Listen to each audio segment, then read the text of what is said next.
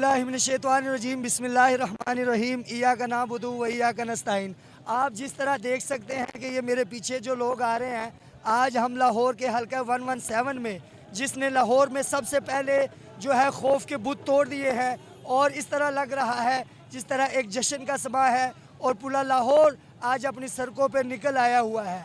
आप देख सकते हैं कि यहाँ पे कई लोग और अपनी हकीकी आज़ादी के सफ़र में इमरान खान के संग निकले हुए हैं। गिलानी साहब आए हैं, यासर गिलानी साहब, आप देख सकते हैं PP 145 के वो कैंडिडेट हैं और लोगों का जो जज्बा है वो बहुत दीदनी है। आप यासर गिलानी साहब हैं।